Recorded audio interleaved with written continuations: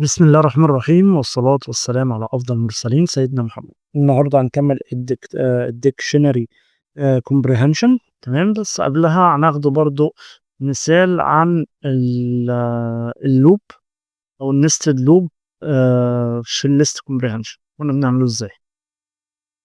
طيب، آه خلينا كده لو أنا عندي ماتريكس نعم ده هولد. تمام، لو أنا عندي إيه ماتريكس، الماتريكس دي عبارة عن ليست وجواها ليست فيها إحداثيات 1 2 و3، وبعد كده إيه ماتريكس تانية 4 5 6، وماتريكس تالتة 7 و8 و9.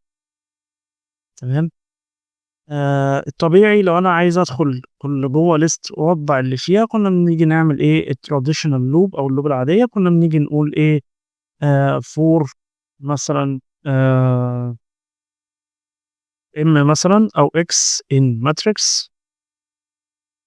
تمام، واجي اقول له ايه بعد كده مثلا ايه اقول له فور تانية. تمام، واي مثلا ان اكس بالمنظر ده، واجي اقول له اعمل لي برنت للايه للواي. ده اللي احنا كنا بنعمله المره اللي فاتت، نيجي نعمل رن على ايه طبعا لي ايه كل رقم لوحده بالمنظر ده. لو كنت عايز ادخلهم جوه لستة، تمام، نيو او فلاتن، اعمل حاجه اسمها فلاتن ماتريكس، ودي حقيقيه وبتحصل ونتعرض عليها ان شاء الله. لو جينا عايزين ندخل نحول الماتريكس اللي هي دي يعتبر 2D ل 1D، دي اسمها 2D dimension. تمام، لماتريكس 1 dimension 1D. تمام، دي للناس اللي شغاله ايه في الماشين ليرنينج عموما يعني، او في الاي اي.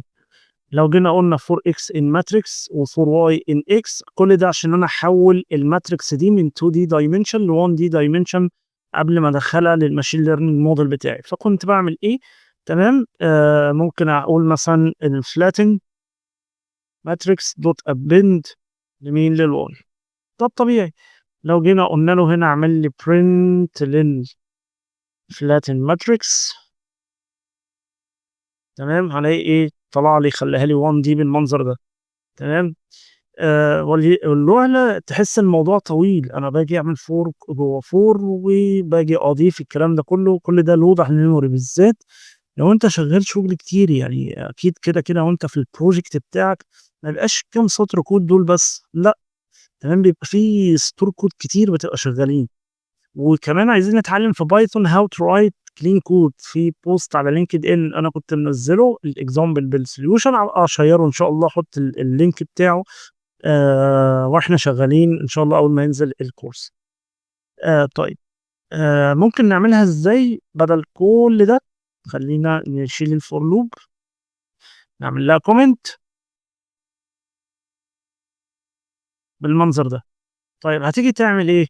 كل اللي انا اعمله، مش انا كنت بقول فور اكس ان ماتريكس، ماتريكس بالمنظر ده. تمام، وبعد كده اجي اقول له فور واي ان اكس، وانت هتحط لي مين في الاخر؟ هتحط لي الواي بالمنظر ده كده، بس كده. تمام، لو جيت عملت رن نفس النتيجة ونفس كل حاجة وعلى سطر واحد. تمام، دي أصعب حاجة في الليست كومبريهنشن إن هي نستد فور. طيب هنكمل بقى كلامنا عن الديكت كومبريهنشن، وهي نفس فكرة الليست كومبريهنشن، بس الفكرة كلها إنها المرة دي بقى ديكشنري مش ليست. لو جينا عملنا إيه؟ لو جينا عملنا عندنا ديكشنري فيها مثلا ابل بالسعر الفلاني، بنانا بالسعر العلاني، اورنج بالسعر ايه معين، وعايز اعمل ديسكاونت مثلا كام 50%، عايز اعمل ديسكاونت 50% على البضاعة اللي عندي. فانا البضاعة ديت عايز اعمل لكل حاجة 50% فيها. تمام. طيب حاجة اعملها ازاي؟ بسيطة جدا. ايه. تمام. اقول مثلا اوفر. تمام، او برايس. معلش عشان لوجيك. ديسكاونت برايس بالمنظر ده. وهاجي اعمل ايه الديكشنري بتاعتي. تمام الجميله. وهاجي احط جواها اللوب بتاعي مثلا فور ايه برايس. هنا احنا ممكن نسميها ايه عشان تبقى لوجيك، بدل برايسز لا ممكن برودكتس بالمنظر ده. واجي اقول ايه فور بي، او برودكت ان مين بقى ان برودكتس بالمنظر ده كده. تمام. طيب فور برودكت ان برودكتس انت عايز تعمل ايه؟ البرودكتس دي ديكشنري صح ولا لا؟ اه. طيب فانت عايز، انا دلوقتي اتفقنا اللي هو انا كده كده اصلا بلوب على الكي مش الفاليو. فانا ممكن عايز الفاليوز بس اقول دوت فاليوز. تمام. طيب لو انا عايز الكي والفاليو اطلعهم عادي جدا، يبقى انا هنا دلوقتي اقول دوت ايتمز بالمنظر ده. طب ساعتها دي اتنين بس اللي راجعين وانا هنا بقلوب على واحده، لا فلازم اعمل انباك، فانا الوب على الكي والفاليو زي ما احنا اتعلمنا. تمام. طيب انت عايز دلوقتي ايه اللي يحصل؟ انا عايز دلوقتي ان الكي يفضل زي ما هو. احط الكي وبعد كده ايه نقطتين فوق بعض واحط مين الفاليو بالمنظر ده. تمام. طب الفاليو انت هتعمل فيه خصم كام؟ هتضربه في 50%. تمام. 50% اللي هي كام؟ بوينت زيرو. تمام. بوينت نص بالمنظر ده. تمام. فايه اللي هيحصل؟ اللي هيحصل اللي هو كل فاليو هيجيبها يقوم ضاربها في 50% ويحطها. لو جينا عملنا برنت للديسكاونت برايس وجينا عملنا رن، تمام هتطلع معايا ايه الاسعار بعد القطع. الابل 25، البنانا ربع طن تقريبا، والاورنج مثلا كام السعر ده. تمام. يا رب الموضوع يكون واضح معنا. فده باختصار الديكت او الديكشنري كومبريهنشن. ممكن نعمل سؤال مع بعضينا عشان يبقى الموضوع بالنسبة لنا ملمين بيه اكتر كمان. تمام. requirement من اليوزر بيقول لي ايه؟ بيقول لي شوف اي كلام. يعني انا دلوقتي عندي words. تمام. اي كلمة، او خلينا كده ايه نكتب الانجليش build and a function to check مثلا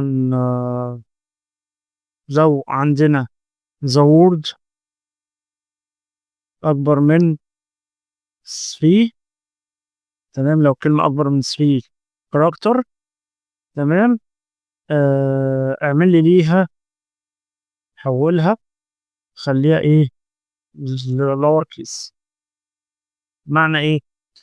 اللي انا دلوقتي عجبني فانكشن، الفانكشن بتاعتي بتعمل ايه؟ مثلا ايه word lower بالمنظر ده، وتاخد مني ايه الوورد الكلمة.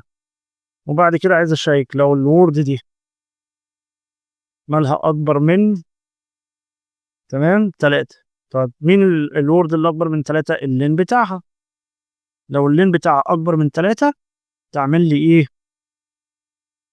تعمل لي ريتيرن للوورد دوت ايه لور. طيب ايه اللي هيحصل لو الكلمة أكبر من 3 حروف؟ اعمل لي ليها إيه؟ خليها لي لور كيس. بعد كده ريتيرن دي يعني اخرج ما تكملش، يعني أنا لو كاتب حاجات تانية ما تكملش. تمام. طب لو غير كده ريتيرن إيه؟ لو هي مش 3 مش هيدخل أصلا جوه الإف. ريتيرن مثلا جملة تانية، أقول له مثلا the same word. تمام. طيب أنا عندي دلوقتي names، لسه فيها names. النيمز دي فيها عمر. عمر عمرو،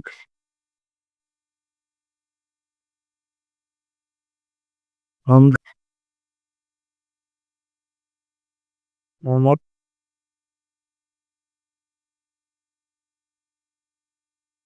هبة بالمنظر ده تمام.